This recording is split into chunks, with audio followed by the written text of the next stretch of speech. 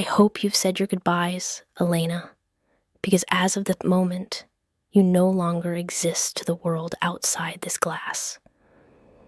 The heavy thud of the central locking system echoed like a gavel in the plush, leather-scented silence of the black obsidian sedan. Outside, the Christmas Eve snow blurred the neon lights of the city into bleeding smears of red and gold. But inside, the temperature seemed to drop to sub-zero. Elena's breath hitched, her fingers frozen on the door handle that refused to budge. She had been running from the shattered remains of a gala, from a man who promised her forever and delivered a death warrant. And in her blind panic, she had lunged into the first idling car she saw. But the man sitting in the shadows of the back seat was not a driver. He was a storm. Victor Volkov, the man whose name was whispered in the corridors of power as the Iron Tsar of the city's underworld, didn't turn his head. He simply watched her reflection in the darkened window, a thin, predatory smile playing on his lips. Elena's heart hammered against her ribs, a frantic bird in a cage of silk and fear. She was draped in a couture gown that felt like a shroud, clutching a silver clutch that contained the very evidence that had made her a target. The car glided away from the curb, moving with a ghost-like predatory grace through the slushy streets.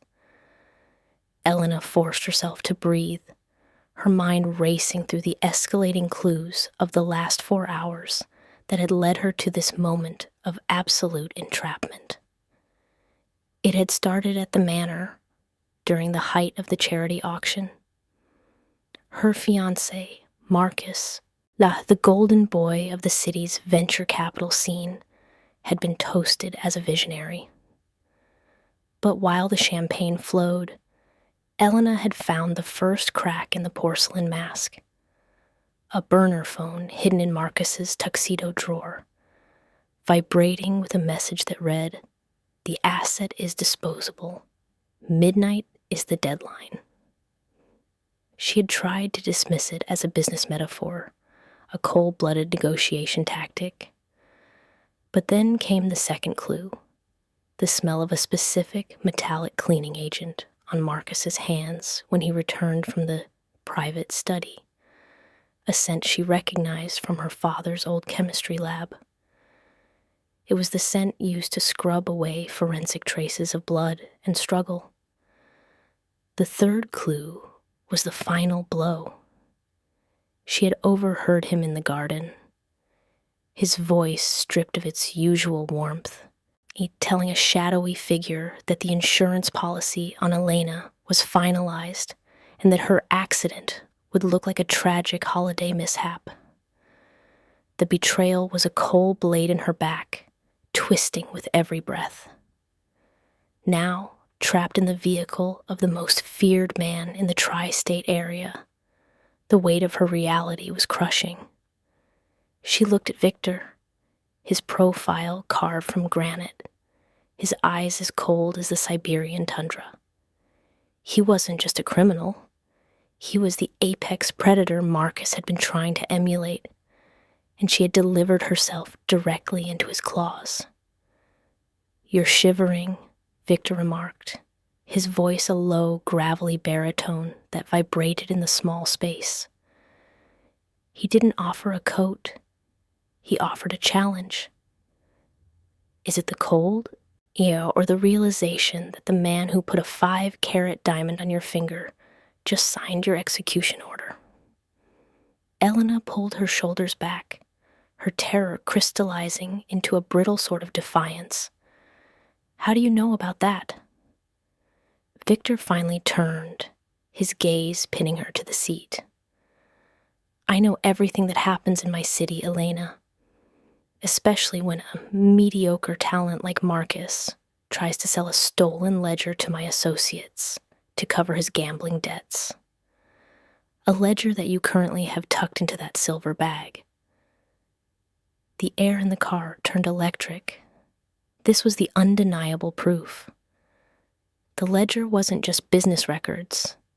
It was a map of every bribe, every laundered dollar, and every life Marcus had stepped on to build his empire. Elena had taken it as leverage, hoping to buy her way to safety, thus not realizing she had stolen from a dragon. She had been living a lie for 3 years, thinking she was the partner of a titan, when she was merely the collateral for a coward. "I didn't know it was yours," she whispered, the honesty raw and bleeding. "I just wanted to survive the night."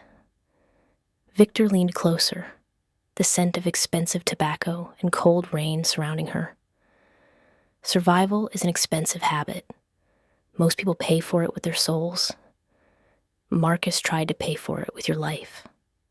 Tell me, why should I let you walk out of this car when you're the only witness to a debt he can't pay? The car took a sharp turn, heading away from the glittering skyscrapers and toward the industrial docks, where the shadows were long and the silence was permanent. Elena looked out the window and saw a small, flickering light in the window of a dilapidated tenement building. A young boy was standing there, pressing a paper star against the glass, his face gaunt but hopeful. He was a ghost of her own past, an orphan of a system that didn't care for the weak. She had been sending her secret inheritance to that orphanage for years, a fact Marcus never knew.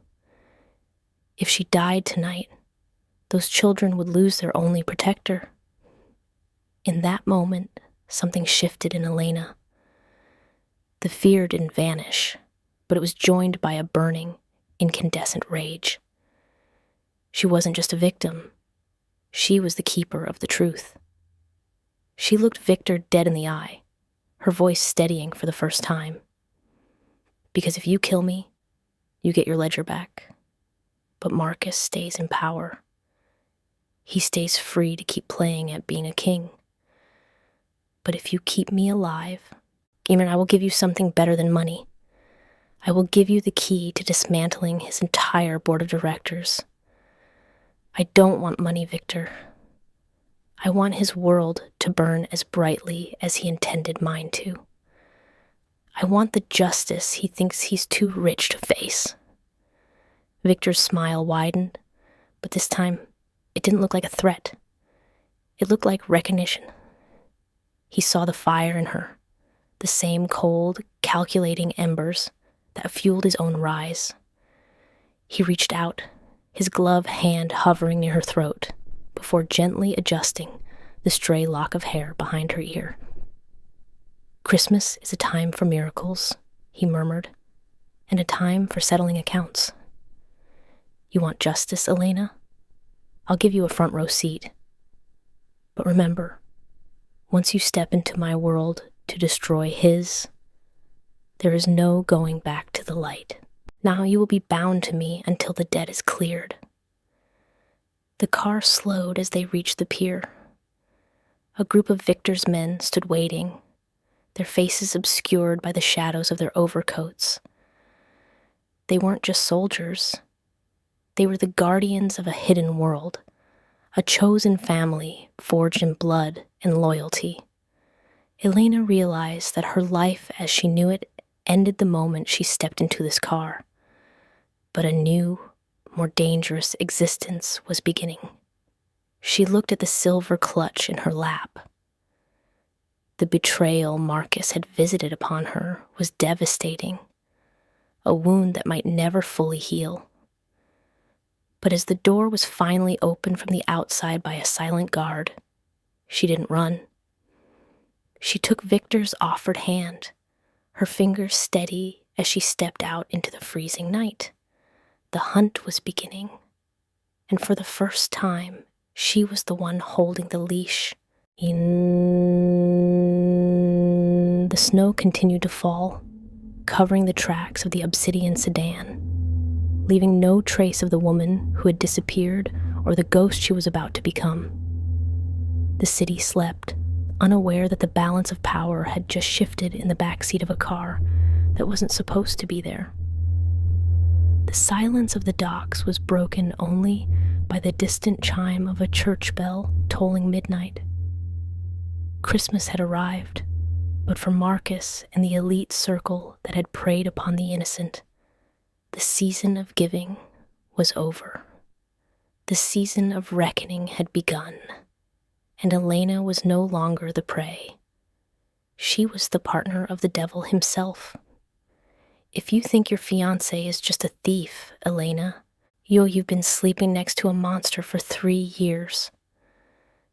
Victor's voice was as cold as the ice forming on the pier as he led Elena into a dimly lit warehouse that smelled of salt and old oil.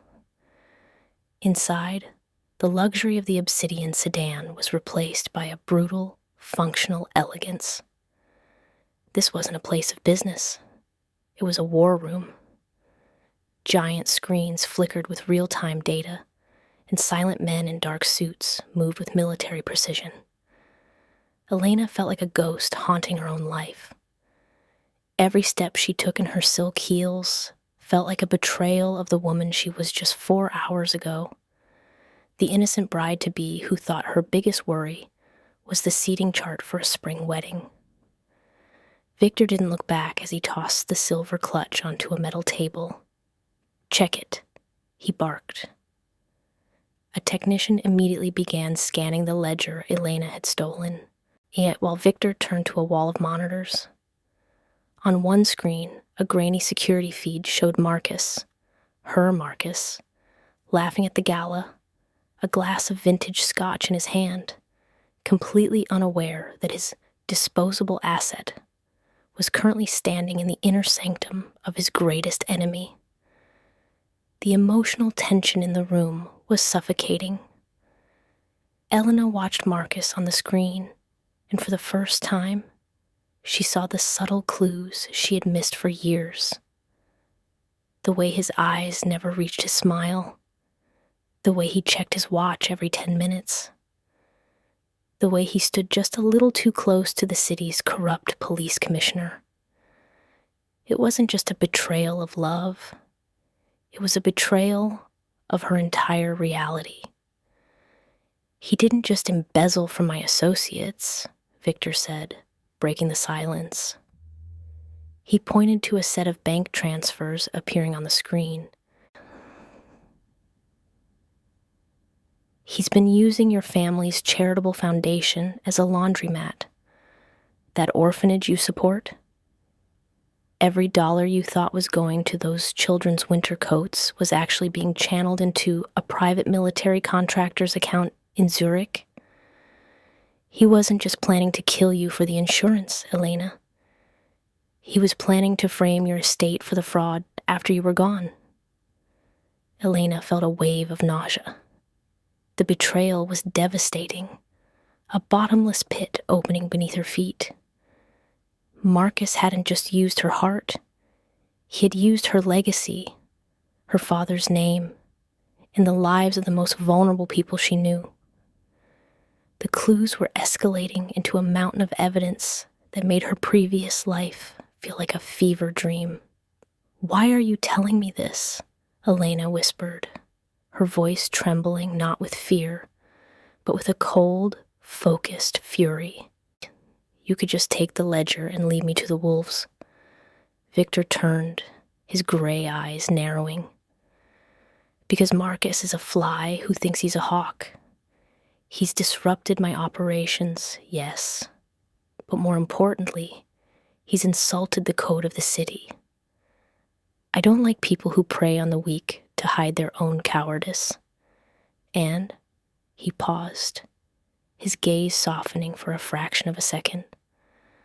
"I remember what it's like to be the child on the other side of the glass star." The mystery of Victor began to unfold. Beneath the Iron Tsar persona was a man who had once been like Leo, the boy Elena saw in the tenement window. This was the thin thread of redemption that bound them together. Victor wasn't doing this out of the goodness of his heart, but out of a dark sense of moral justice that only an outlaw could understand. Yeah, the silence was shattered by a ringing phone. It was the burner phone Elena had snatched from Marcus's drawer. The caller ID showed a name that made Elena's blood run cold. The handler. Victor gestured for her to answer. Put it on speaker. Let's see how deep the rot goes. Elena's hands shook as she swiped the screen. Marcus's voice came through, sounding frantic, but still terrifyingly cold. Is it done? Tell me she's in the water. I have the board meeting in an hour, and I need the death certificate confirmed by morning. The undeniable proof was vibrating in her palm. Hearing the man who had kissed her forehead that morning talk about her death as a business transaction was the final snap of the thread. Elena didn't cry. She looked at Victor, and in that moment, the chosen family bond began to form. They were no longer a captor and a victim. They were two predators with a common target. It's not done, Marcus, Elena said, her voice sounding like tempered steel. There was a sharp intake of breath on the other end of the line. Elena, where are you? You shouldn't have that phone. I'm in the one place you're too afraid to look, she replied, looking directly at Victor, who was watching her with a dark pride. And I'm coming for everything you own. Merry Christmas, Marcus. It's the last one you'll ever have in the light. She ended the call and smashed the phone onto the concrete floor. Victor signaled to his men, and the room erupted into a flurry of activity. They weren't just leaking a ledger anymore. They were preparing for a surgical strike on Marcus's entire world. You have 1 hour to change, Victor said. He's nodding toward a black silk suit laid out on a chair. We're going back to the gala. You entered this night as a sacrifice, Elena. You're going to end it as the executioner. The serious threat began to loom. Marcus wouldn't go down without a fight. He had private security and the police in his pocket. But Elena didn't care about the risk. She looked at the monitors one last time, seeing the face of the man who had tried to erase her. The emotional confrontation was coming, and she was no longer the girl who entered the wrong car. She was the woman who had found the right ally in the darkest hour of her life. The snow outside began to fall harder, a white shroud for the city's sins. As Elena pulled on the black jacket, she felt the warmth of the chosen family around her. The silent guards, the technician, even the Mafia boss who smiled not out of cruelty, but out of a shared hunger for justice. Elena standing before the heavy warehouse doors, ready to step back into the world that thought she was already dead. You look like a widow, Elena, but it's not your funeral we're attending tonight. Victor's voice was a low hum against the roar of the blizzard as the obsidian sedan pulled back up to the gold-leafed gates of the Sterling Manor. Elena sat in the back, no longer huddled in the corner. She was dressed in the black silk suit Victor had provided, her hair pulled back into a severe, elegant knot. In her hand, she held a tablet synced to the manor's internal security system. The transformation was complete. The sentimental girl who believed in Christmas miracles had died in the back seat of this car 3 hours ago. Next, the woman who remained was a masterpiece of cold, calculated retribution. The gala was still in full swing, the sound of a string quartet drifting over the manicured lawns, but the atmosphere had shifted. Men in expensive tuxedos huddled in corners, whispering about the unfortunate disappearance of the host's fiancé. Marcus stood at the center of the ballroom, a glass of champagne in his hand, performing the role of the grieving lover with disgusting perfection. He was receiving condolences, his head bowed, while his eyes darted toward the entrance, waiting for the confirmation that Elena's body had been found in the river. "Stay on the comms," Victor murmured, his hand momentarily resting on Elena's shoulder. It wasn't an affectionate gesture. It was the grounding touch of a commander. "My men are already in the server room. The moment you step onto that podium, the world sees the ledger." Elena stepped out of the car. The cold air didn't make her shiver this time. She walked through the heavy oak doors, past the startled security guards who gasped as if they had seen a ghost. The music didn't stop, but the conversation died a slow, agonizing death as she marched toward the center of the room. The clues of the evening, the burner phone, the metallic scent of bleach, the overheard whispers, all coalesced into a single point of blinding clarity. Marcus saw her. The glass in his hand shattered on the marble floor, the crystal shards spraying like diamonds across his polished shoes. His face turned a sickly shade of gray. "Elena," he stammered, stepping forward, his mask slipping for the entire room to see. You were supposed to be, you guys, we were so worried. Supposed to be where, Marcus? At the bottom of the Hudson?" Elena's voice didn't shake. It carried across the ballroom, amplified by the sudden, deafening silence. Or perhaps framed for the theft of the very funds you stole from the St. Jude's orphanage? The room gasped. This was the mid-story twist they hadn't expected. This wasn't just a lover's quarrel. It was a public execution of a reputation. Marcus tried to laugh it off, his eyes darting toward the security team he had bribed, but they were nowhere to be found. In their place stood Victor's men, silent and immovable as statues. "You're hysterical, darling. The stress of the wedding," Marcus began, reaching for her arm. "Don't touch me," Elena spat. She signaled to the balcony. Suddenly, the giant projector screens meant for the charity slideshow flickered and changed. Instead of photos of smiling children, the screens displayed the bank transfers Victor had uncovered.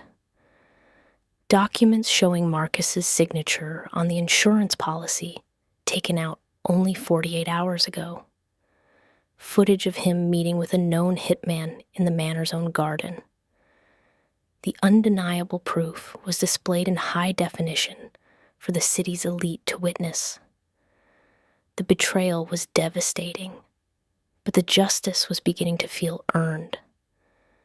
The crowd, once Marcus's loyal subjects, began to recoil from him as if he were a leper. The police commissioner, who had been laughing with Marcus moments ago, quietly stepped away, realizing the ship was sinking. "You think this changes anything?"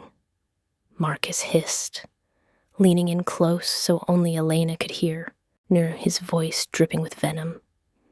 "I own this city's courts. You're just a girl in a borrowed suit. You have no family, no backing. You'll be back in the gutter by morning." "She's not alone, Marcus." The voice came from the back of the room.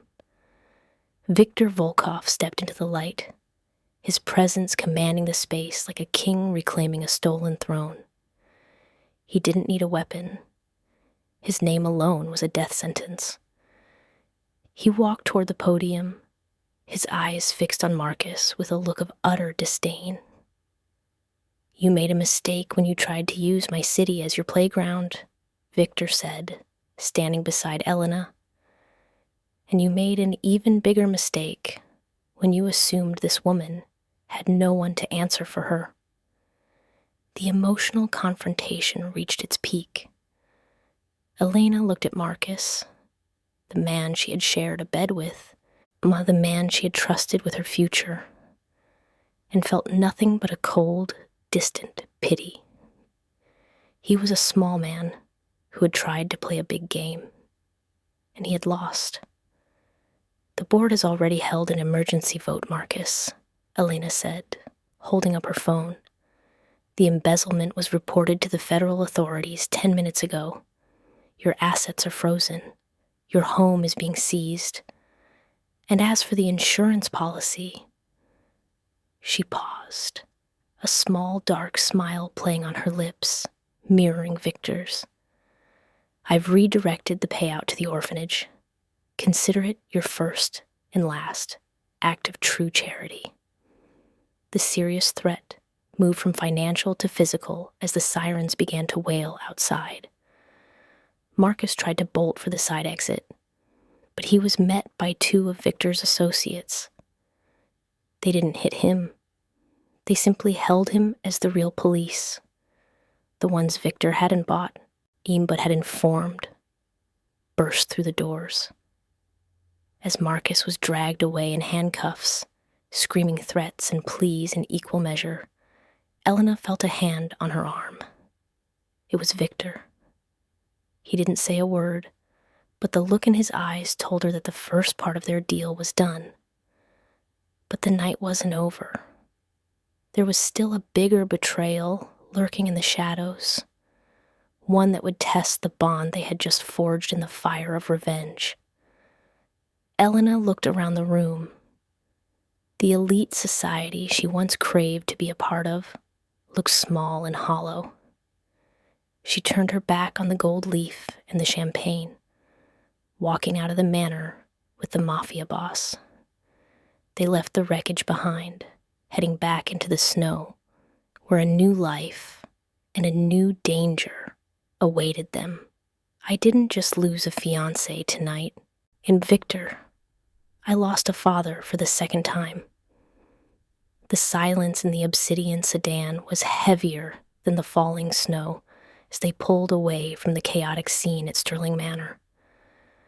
Elena stared at the document in her lap, the one Victor's hacker had pulled from Marcus's private cloud server in the final moments of the raid.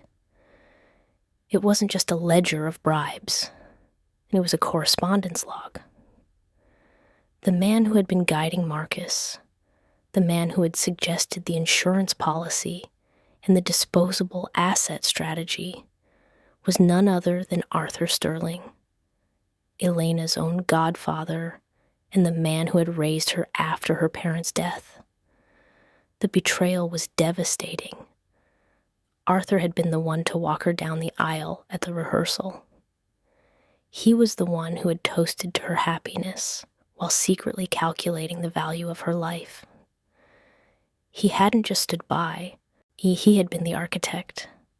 The clues from her childhood, the way her father's estate had shrunk under Arthur's management, the way he had pushed her toward Marcus, all clicked into place. She hadn't been a beloved ward. She had been a long-term investment. "He's at the private dock," Victor said, his voice unusually quiet. He didn't look at her with pity, but with the grim understanding of a man who had seen the closest bonds turn to ash. "He's waiting for Marcus to meet him with the cash. He doesn't know the police are already at the manor." "Take me there," Elena commanded. The shock was gone, replaced by a cold, crystalline purpose. They reached the docks where a luxury yacht was idling, its engines humming a low, predatory tune. Arthur Sterling stood on the pier, wrapped in a cashmere coat, checking his watch. Then when the black sedan pulled up, he smiled, expecting his protégé. But when Elena stepped out, flanked by Victor Volkov, the smile didn't just fade, it curdled. "Elena, what is the meaning of this? Where's Marcus?" Arthur tried to maintain the mask of the doting godfather, but his eyes were darting toward the shadows. "Marcus is in a holding cell, Arthur. And I think you know exactly why, Elena said, walking toward him until she was only a foot away. The emotional confrontation was raw. You told me you loved my father. You told me you'd protect me. Was my life really worth a 30% stake in a shell company? Arthur's face hardened. The mask finally dropped, revealing the hollow, greedy soul beneath. Your father was a fool, Elena. He sat on a fortune and refused to grow it. I simply took what was being wasted. And as for you, yes, you were always too much like him. Soft, sentimental. Suddenly, the serious threat manifested. From the deck of the yacht, 3 armed mercenaries emerged, their laser sights dancing across Victor's chest. This was the trap within the trap. Arthur hadn't just planned for Elena's death. He had planned to eliminate anyone who could trace the money back to him. You brought the Iron Tsar to my doorstep, Elena. Thank you. His bounty is worth more than your insurance policy. Arthur sneered. But Arthur had made one fatal mistake. He underestimated the chosen family Victor had built. Before his men could fire, a flashbang detonated near the yacht's gangway. Out of the darkness of the shipping containers, Victor's elite team swarmed the pier. They didn't move like criminals. They moved like a shadow cabinet, nay, a group of men who owed Victor their lives and lived to protect his. In the chaos, Arthur tried to scramble onto the yacht. Elena didn't wait for Victor's men. She lunged forward, grabbing Arthur's arm and spinning him around. The physical struggle was brief but desperate. She wasn't fighting for money. She was fighting for the memory of the father he had betrayed. You're not going anywhere, she hissed, pinning him against a cold iron pylon as the police sirens, tipped off by Victor's untraceable line, began to wail in the distance. Victor stepped up beside her, his gun drawn but lowered. He looked at Arthur with the disdain one reserves for a bottom feeder. The difference between us, Arthur, is that I know what loyalty costs. You thought you could buy it. I earned it. As the authorities arrived to take Arthur away, the redemption arc began to take shape. Elena stood on the pier, the wind whipping her hair, watching the man who had been her world be loaded into a van. She felt a small tug on her hand. It was Leo, the boy from the tenement. Victor had brought him along in a separate car, knowing that in this moment of total loss, Elena needed to see what she was actually fighting for. Leo looked up at her, his eyes wide with wonder, and handed her a small, crumpled piece of chocolate he'd been saving. Don't be sad, Elena. You're the hero now. The emotional closure began to settle over her. She'd lost her past, but she'd found a future in the faces of the children she would now dedicate her life to protecting. She looked at Victor, who was standing a few feet away, silhouetted against the rising sun of Christmas morning. He was a monster to some, a myth to others, but to her, he was the only truth she had left. The part ends with the yacht being seized and the sun breaking over the horizon, casting a golden light on the frozen harbor. The war was won, but the lasting happiness was still a long road ahead. 10 years had passed since that frozen Christmas Eve, but the scent of pine and expensive leather still brought back the memory of the obsidian sedan. Elena stood on the balcony of the Sterling Volkov Center, a sprawling, glass-walled sanctuary that overlooked the very docks where her old life had burned to the ground. She was no longer the trembling girl in a couture shroud. She was the architect of a new kind of power.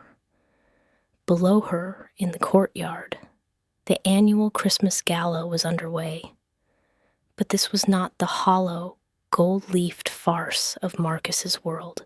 No, this was a celebration of chosen family. Hundreds of children, once lost to a broken system, ran through the artificial snow, their laughter echoing off the walls of the home Elena had built with the ruins of her father's estate. At the center of it all was Leo. At 18, he was tall and sharp-eyed, a young man who had spent the last decade being mentored by the best minds and the most dangerous ones the city had to offer. The justice of the past decade had been slow, but it had been absolute.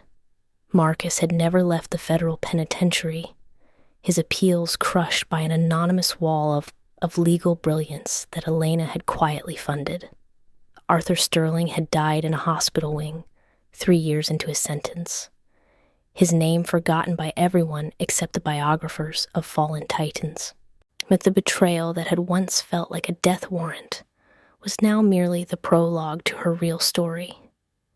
"You're brooding again, Elena. It's bad for the guests." The low, gravelly baritone hadn't changed, though the man it belonged to now wore his scars with a different kind of pride.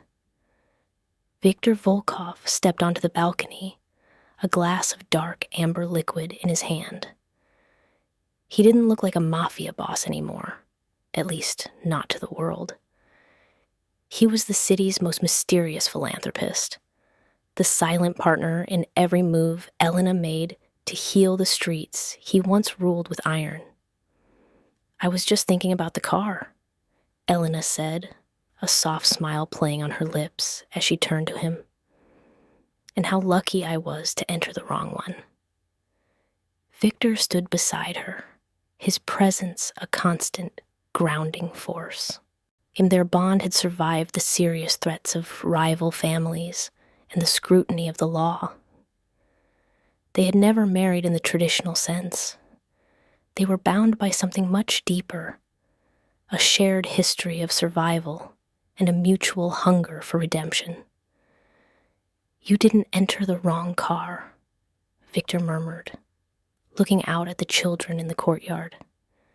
"You entered the only one that was going to take you where you needed to go. I was just the driver." The emotional closure was complete. Elena looked down and saw Leo wave up at them, holding a small paper star, a replica of the one he had pressed against the glass 10 years ago. It was a symbol of their lasting happiness, a reminder that out of the deepest betrayal, a new kind of light could be born. They had built a world where the weak were protected and the guilty were held to account, in a legacy that would outlive them both. As the church bells began to toll midnight, announcing the arrival of another Christmas, Elena reached out and took Victor's hand. Her fingers were steady, her heart was full, and for the first time in her life, she wasn't running from anything. She was exactly where she was meant to be. This brings us to the end of our journey. Elena's story is a testament to the fact that sometimes the biggest mistakes of our lives lead us to the justice we deserve and the family we were always meant to find. If this 5-part saga touched your heart, please like this video, subscribe for more cinematic dramas, and share your feelings in the comments below. Have you ever had a moment where a wrong turn led you to the right place? Let us know, and remember, justice is never late. It's just waiting for the right moment to strike.